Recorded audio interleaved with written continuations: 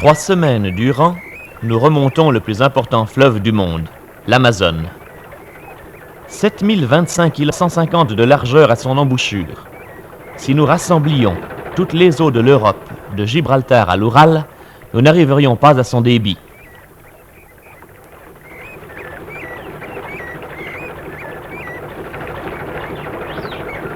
Nous sommes au centre de la plus grande étendue de forêt du globe.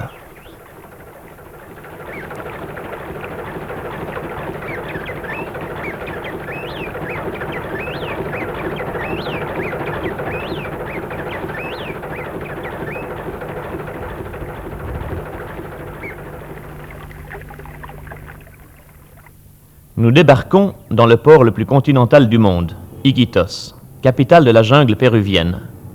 Ville florissante à l'épaule du caoutchouc, elle a conservé quelques immeubles recouverts d'azulejos, qu'a-t-elle importés d'Espagne et du Portugal.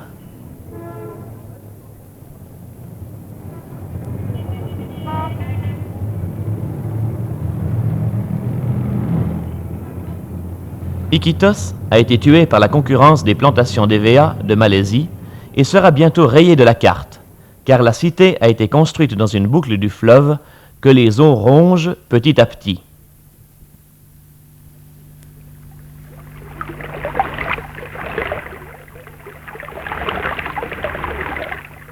Périodiquement, la ville basse est inondée. Iquitos se transforme alors en Venise de la jungle.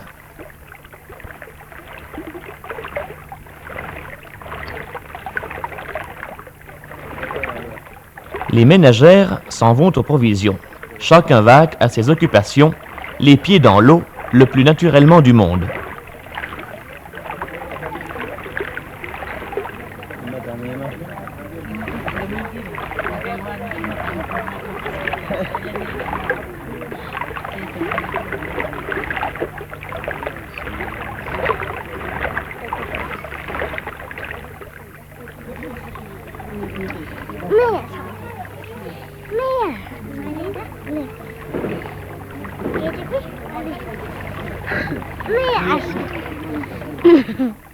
Dès leur plus jeune âge, les enfants s'initient au maniement de la pagaie. Le radeau et la pirogue sont pour eux ce que sont la bicyclette et le vélomoteur aux jeunes de chez nous. Toute une partie de la population d'Iquitos vit sur l'eau. La rue principale est constituée par un bras de la rivière. Les trottoirs sont des radeaux montant et descendant au gré des crues.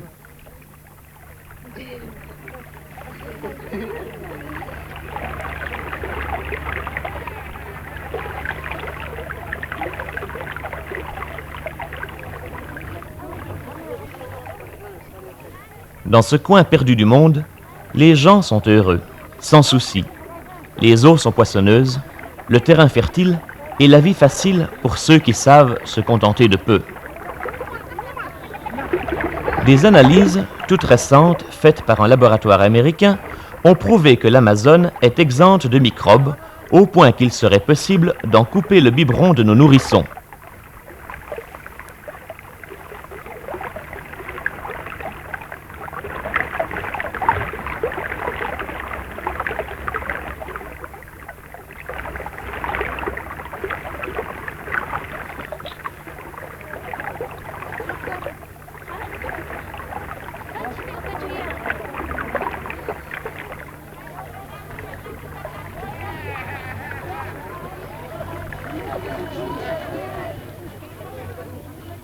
Nous quittons définitivement la ville, nous enfonçant toujours plus à l'intérieur du pays. Cette remontée du Huallaga et du Huallabamba devait marquer pour nous le début d'un des moments les plus émouvants de l'expédition. Notre première rencontre avec les mystérieuses ruines de Pajaten.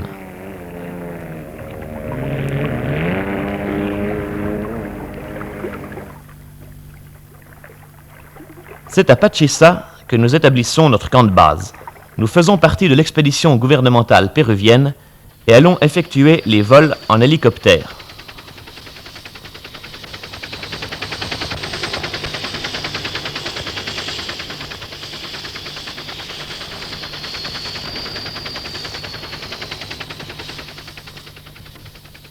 Nous tentons les premiers essais. Bien vite, nous devons nous rendre à l'évidence. L'appareil ne peut franchir la différence d'altitude entre Pachissa, à 290 mètres, et les ruines, à 2900.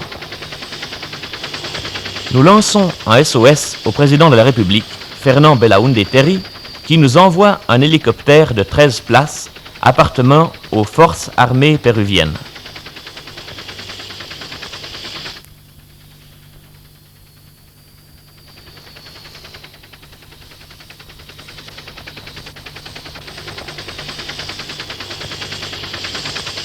Les trous d'air sont si violents que le pilote ne peut emporter que 2 passagers au lieu des 13 prévus.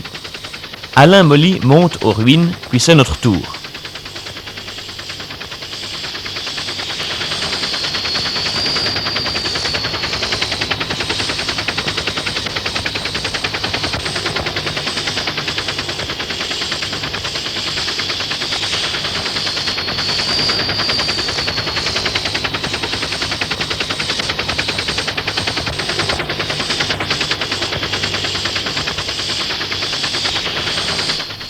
Le temps se gâte.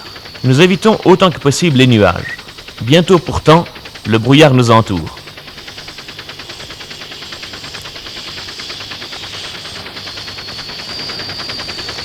Lorsque nous en sortons, nous avons perdu notre cap. Impossible de se repérer. Ce n'est que nuages et sommets de montagnes identiques les uns aux autres, à tel point qu'il nous semblerait avoir tourné en rond. Le carburant arrive à sa fin. Au-dessous de nous, ce n'est que Rio encaissé. Impossible de nous poser. Les cartes sont fausses. Nous sommes perdus.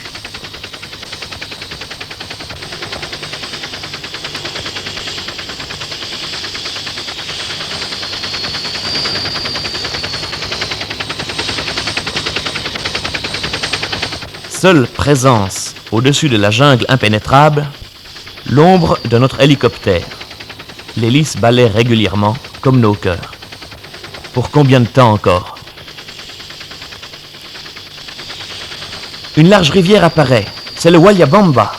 En le suivant, nous savons que nous arriverons à Pachissa.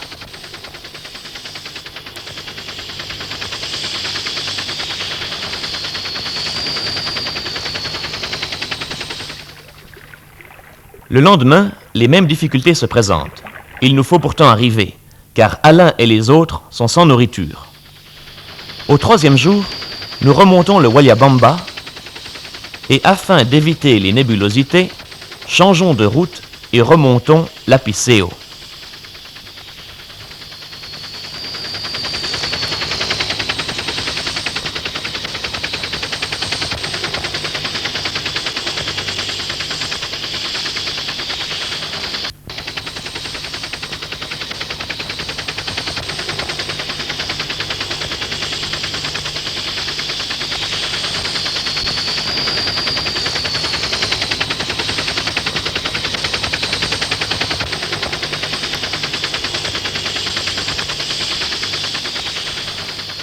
Une fumée attire notre attention.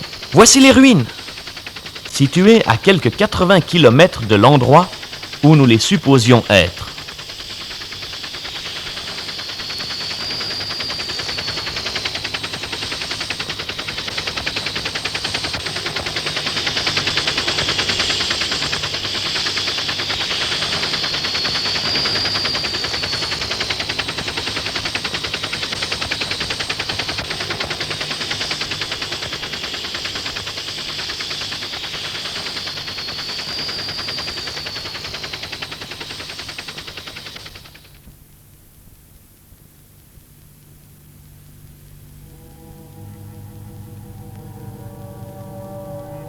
Voici des siècles, dans cette jungle, une civilisation mystérieuse est née et est morte sans bruit.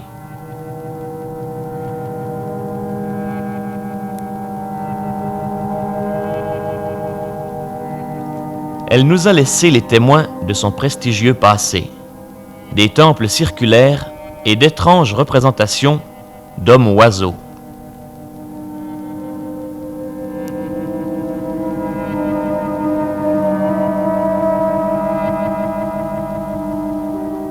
À une époque reculée, un peuple de haute civilisation vivait ici et rendait un culte au dieu des hautes cimes, le Condor. Le feu seul peut venir à bout de la végétation envahissante. Alors apparaissent des murs soutenant des jardins en andenne, de vastes escaliers et de grands temples circulaires richement décorés.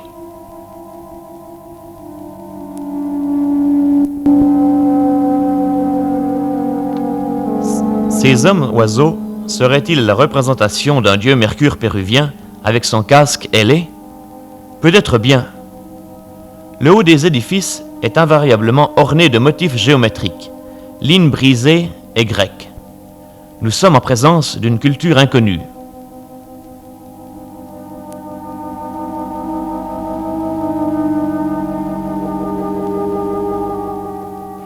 Devant le temple principal se dresse une pierre acérée. Peut-être était-ce là, comme chez les Mayas, que l'on arrachait le cœur des victimes. Paraten semble être l'échelon manquant entre les civilisations andines et selvatiques.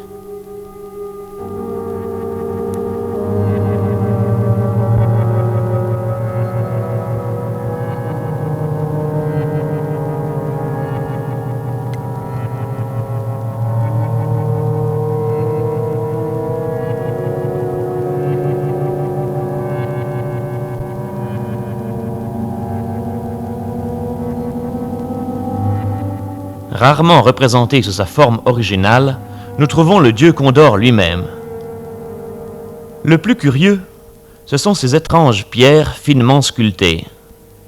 Elles devaient appartenir, originairement, à une frise. Pourtant, nous ne trouvons qu'un seul exemplaire de chaque. C'est ainsi que nous supposons que la jungle doit renfermer encore d'autres ruines, plus prestigieuses encore, d'où ces pierres auraient été extraites.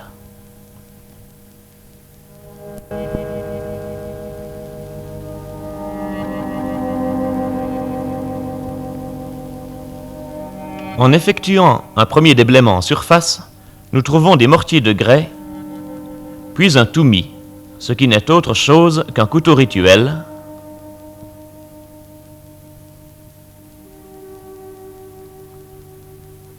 ainsi que des morceaux de céramique incisés. C'est à ces hommes à la recherche de terres nouvelles que nous devons la découverte des ruines.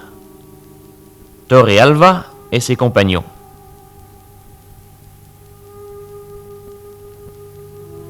Jane Savoy, le reporter américain, répandit la nouvelle. Son seul défaut est de s'attribuer la découverte des ruines.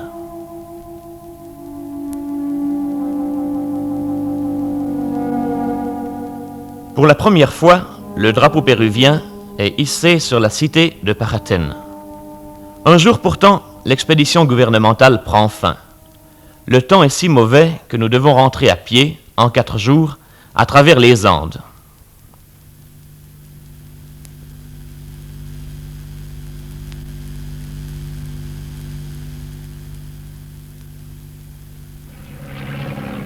Encore une fois, un avion militaire nous emporte. Nous avons mis cap à l'est et quittons définitivement les Andes. Au-dessous de nous, c'est l'immense forêt amazonienne. Puerto Esperanza, quelques cases à la frontière du Brésil.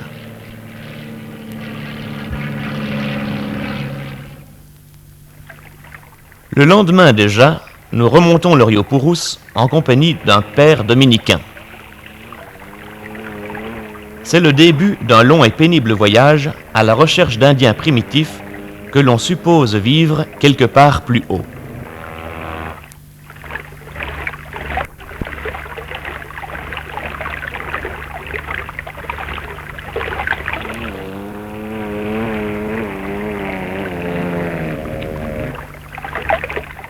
C'est la saison sèche. Très souvent, l'hélice heurte le fond et il faut réparer.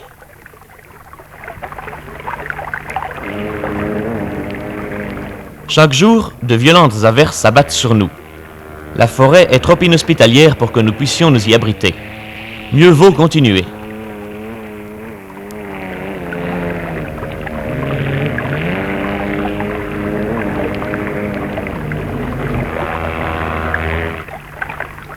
Des dizaines de fois par jour, nous halons la pirogue à la force des bras. Échoués une fois de plus, nous en profitons pour avaler notre déjeuner.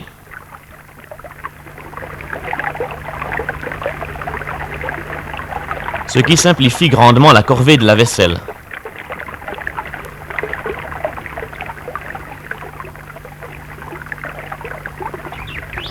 Le missionnaire nous a abandonnés. Le moteur a été troqué contre 2 solides Indiens, lesquels emmènent une de leurs femmes chargée du ravitaillement, c'est-à-dire de la recherche d'œufs de tortue. Ces hommes seront nos guides, de même que nos interprètes, car ils parlent la langue en usage dans la région, le nawa, de même qu'un peu l'espagnol.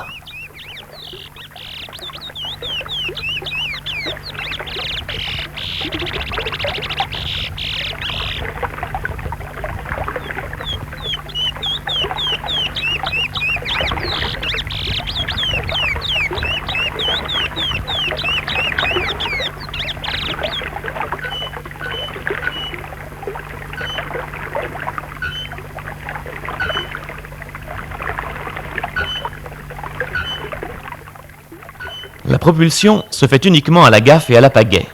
De l'aube au coucher du soleil, nous peinons dans une chaleur torride, harcelés par les insectes.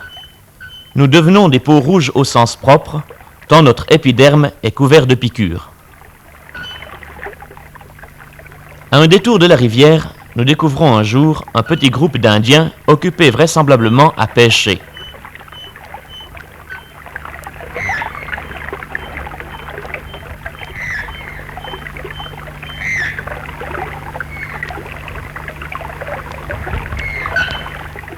Ils nous emmènent à leur village.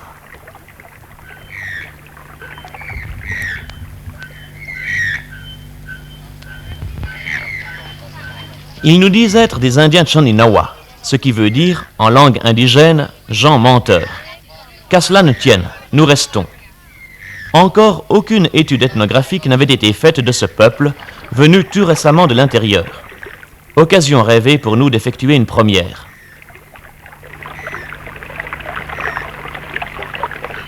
La corvée d'eau est l'affaire des femmes, de même que toutes les besognes domestiques.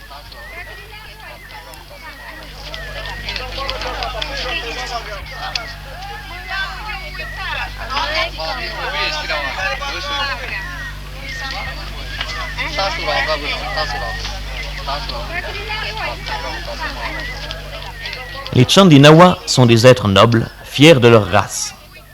Ils ne souffrent d'aucun complexe et très vite nous traitent d'égal à égal. La région du Haut-Purus est un genre de paradis terrestre. Sans débouché commercial, la contrée est restée comme oubliée. Les eaux regorgent de poissons atteignant parfois 2,50 m de long.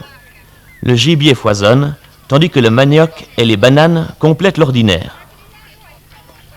L'homme est avant tout un guerrier et un chasseur, ce qui ne l'empêche pas d'être coquet.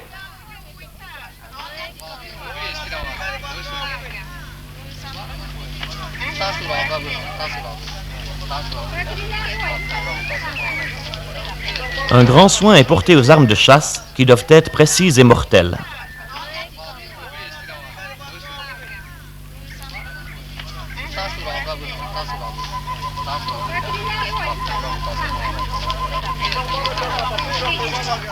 Des herbes odorantes garnissent les bras, ainsi que la partie la plus charnue de l'individu.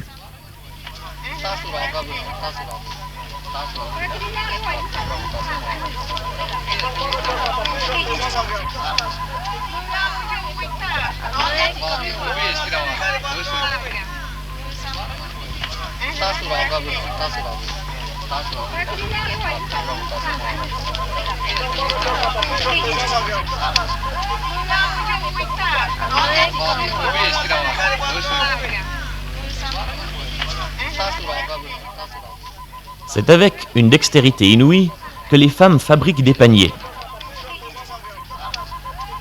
Au premier plan, un guerrier s'adonne aux arts décoratifs, la confection d'une couronne de plumes d'ara.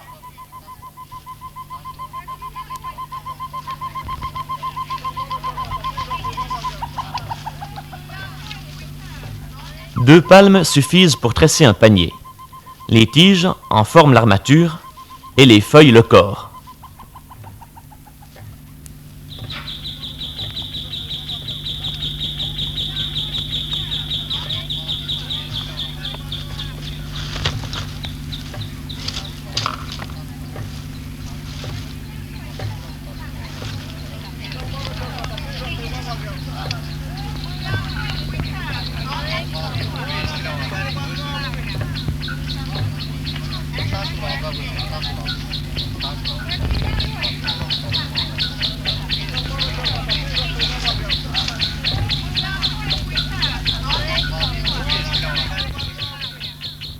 En quelques minutes, les paniers sont prêts.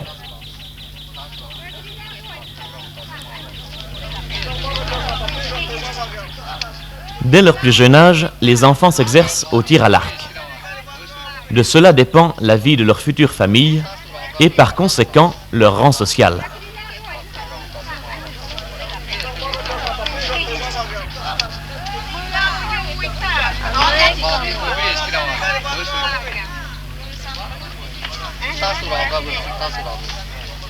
Il y a encore bien à faire pour devenir un bon chasseur.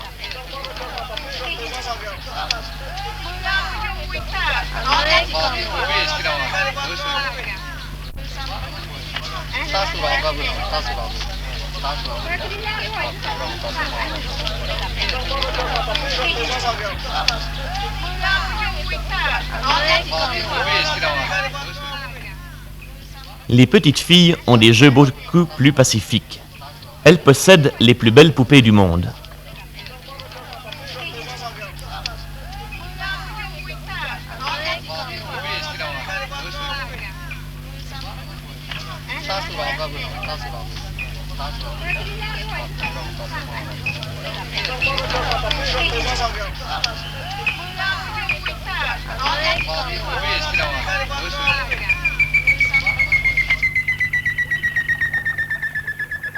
À quelques kilomètres derrière le village se trouve un lac où les Tchandinawa vont journellement pêcher à l'arc.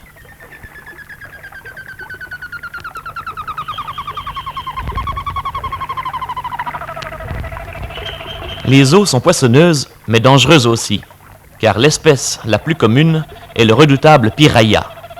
En nombre, comme c'est le cas ici, ces poissons sont capables de dévorer un homme en quelques minutes. Les Indiens sont habitués à côtoyer le danger et n'hésitent pas à emmener le dernier né.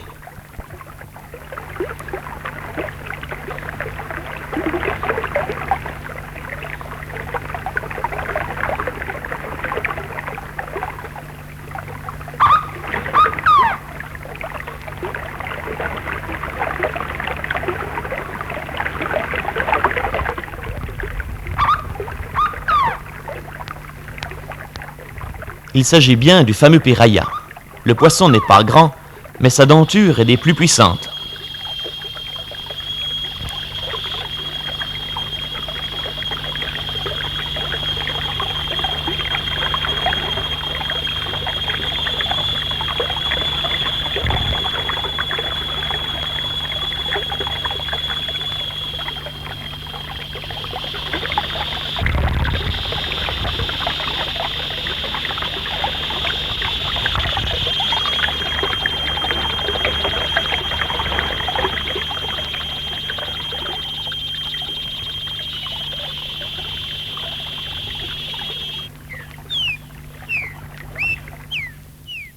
Les eaux abritent aussi des tortues géantes que les Tchandinawa cuisent directement dans leur carapace après en avoir enlevé le fond.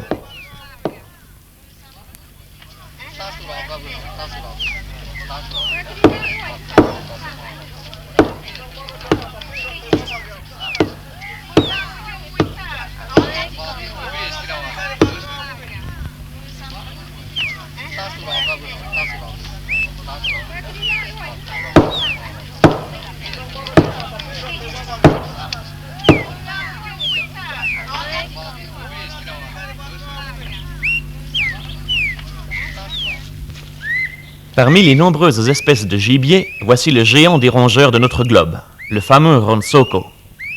Sa chair ressemble à celle du porc.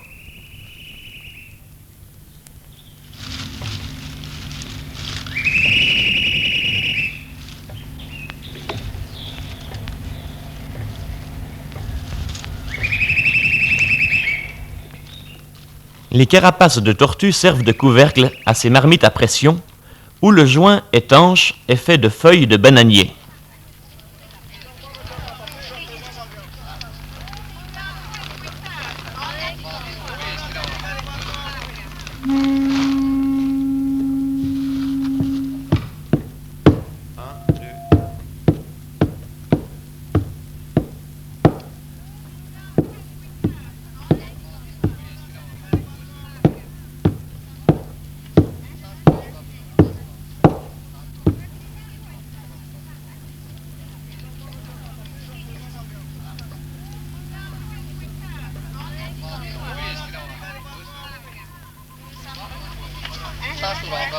La peinture corporelle joue un grand rôle chez les Tchaninawa.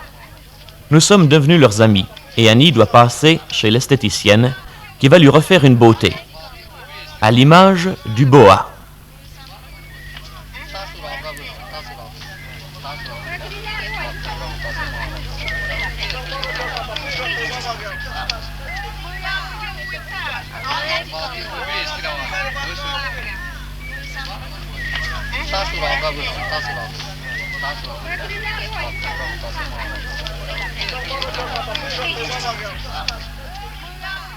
Une fête va être donnée en notre honneur. Le plus important est la préparation du masato, la seule boisson alcoolisée que les Indiens connaissent. Nous vous conseillons d'en noter soigneusement la recette afin de pouvoir en offrir à votre prochain cocktail. Vous achetez, chez votre primeur, des racines de manioc doux.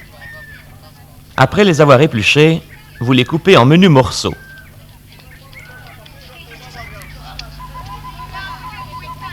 Faire mijoter à feu doux en y ajoutant un peu d'eau.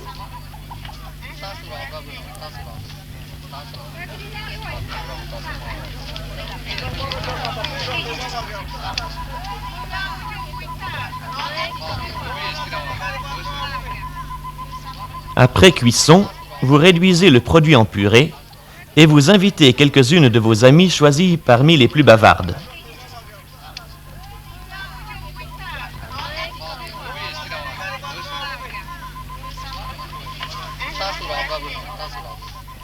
Ce détail est très important, comme vous allez voir. Le travail de la mastication est en effet primordial. Chacune s'introduit dans la bouche une certaine quantité de manioc qu'il convient de mâcher soigneusement.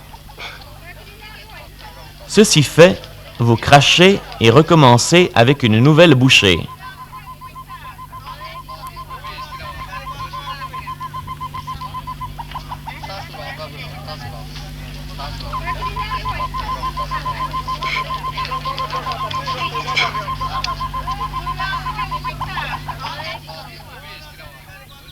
Une fois le récipient plein, vous en mélangez le contenu au reste du manioc et vous laissez reposer. La salive agit comme ferment et 2 jours plus tard, la boisson est prête à être consommée. Son goût, fort agréable d'ailleurs, rappelle le lait aigre. Annie était en train de changer de film. Elle déposa la bobine impressionnée à côté d'elle.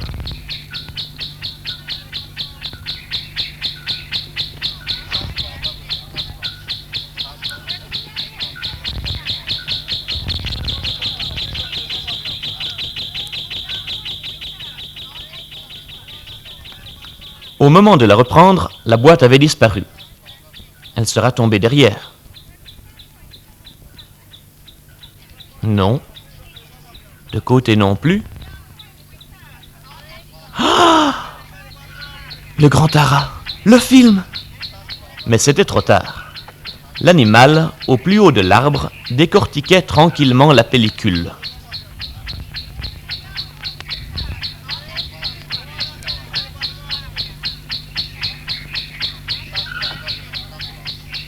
Il ne ratait pas une image.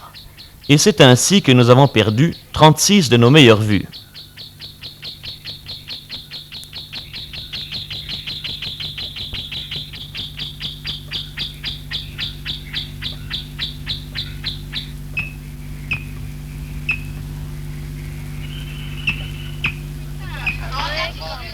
Lorsque la pluie a éteint le feu, c'est l'affaire des hommes de le rallumer.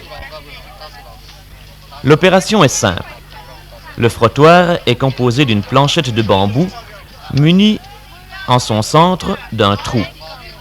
Dans celui-ci vient se ficher l'allumette, une baguette en bois tendre à laquelle on imprime un mouvement rotatif et une forte pression vers le bas.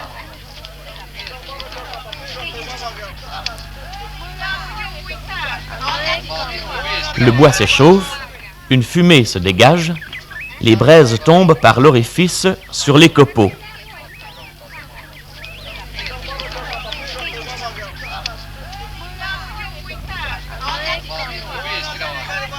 Et la flamme jaillit.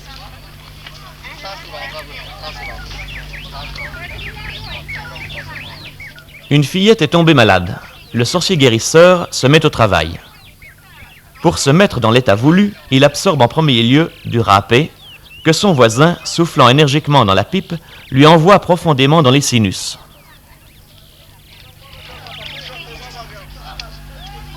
Le tabac est la plante médicinale de base employée pour tout traitement.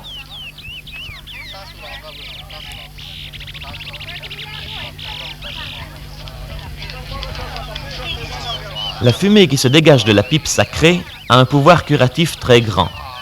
Les indigènes prétendent que le sorcier, sans leur faire absorber quoi que ce soit, est capable, avec ses seules passes magnétiques, de les guérir même des morsures de serpents venimeux.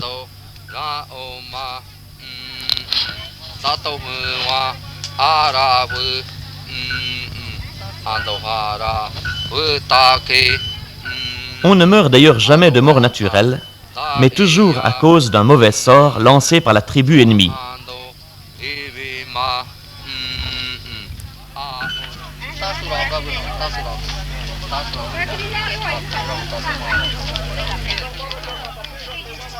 Du coton naturel cultivé dans le village, les Indiennes tirent le fil dont elles fabriqueront leur pampanilla ainsi que les hamacs. On aère la fibre que l'on nettoie, puis sur un fuseau rudimentaire, tel que l'on en rencontre dans toute l'Amérique du Sud, le coton est filé et envidé.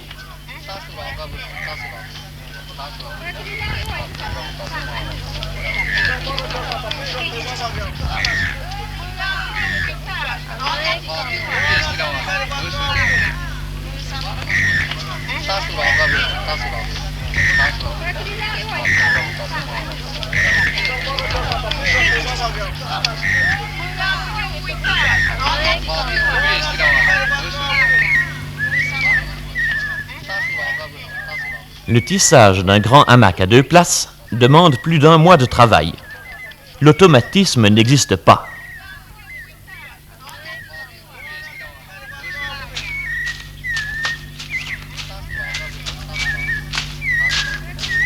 La richesse d'un homme se compte au nombre de femmes qu'il possède. Grand avantage lors des travaux au champ. Tous pourtant mettent la main à l'ouvrage, finissant de défricher un nouveau terrain dans lequel sera planté le maïs. L'unique instrument aratoire est la machette, l'outil à tout faire de la jungle.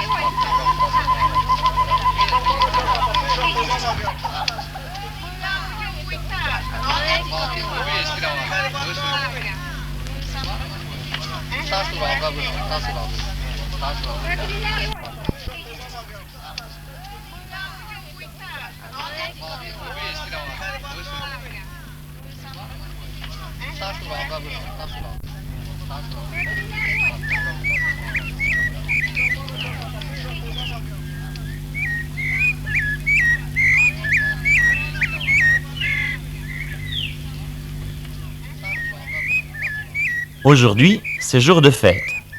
Les peintures sont renouvelées.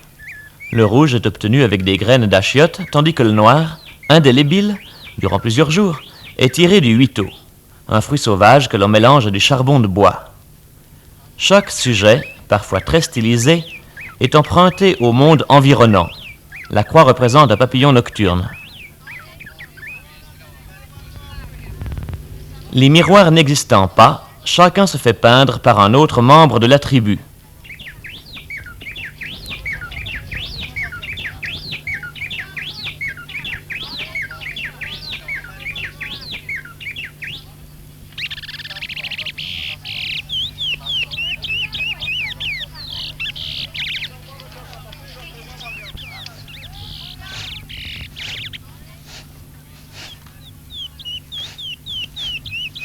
Comme chez nous avant la fête, on procède au nettoyage de la place.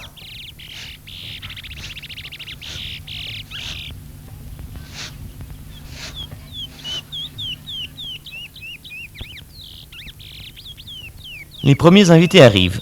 Nous voulons vous présenter un sujet très rare en Amazonie, un Indien albinos. Dans nombre de tribus, ces êtres sont considérés comme créatures des mauvais esprits et tués dès leur naissance. Sur le Haut-Purus, nous en avons rencontré plusieurs vivant sans discrimination aucune avec les autres Indiens.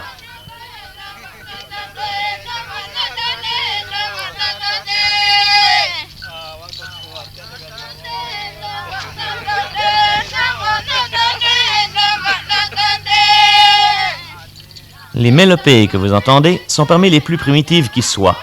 Aucun instrument de musique n'est utilisé.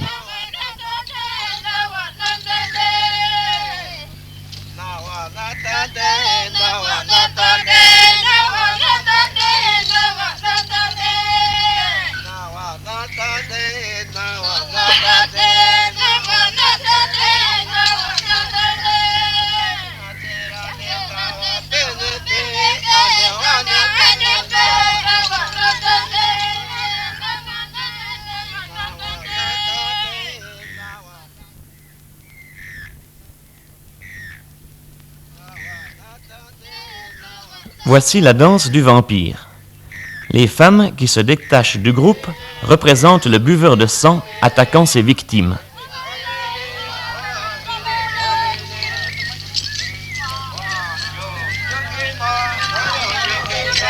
Dans la phase finale de la danse, l'enfant, tête en bas, figure le vampire endormi.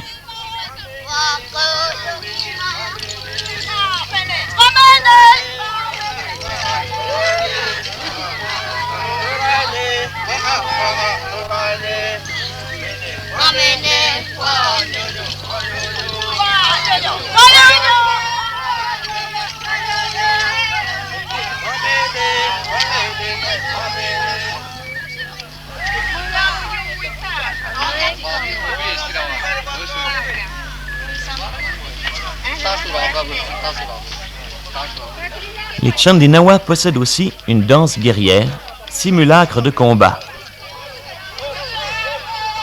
Les guerriers s'élancent sur l'ennemi.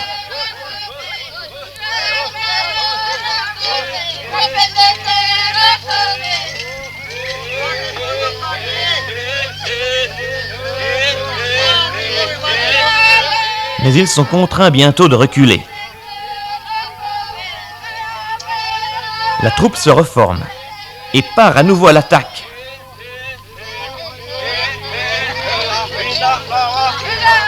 Pour battre encore en retraite.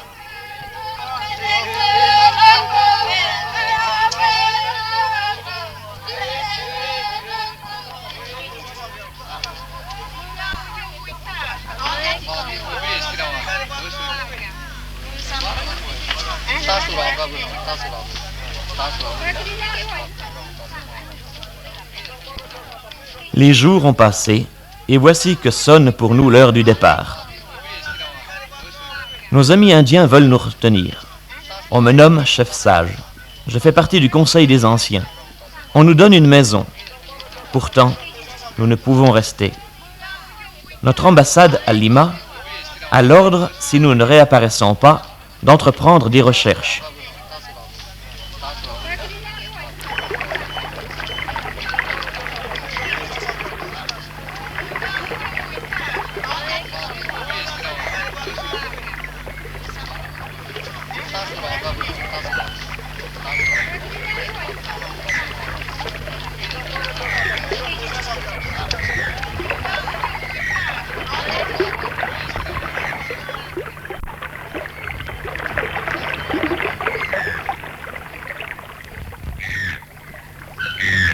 Les Tchandinawa veulent alors nous dire un dernier adieu et tous nous accompagnent plusieurs kilomètres durant.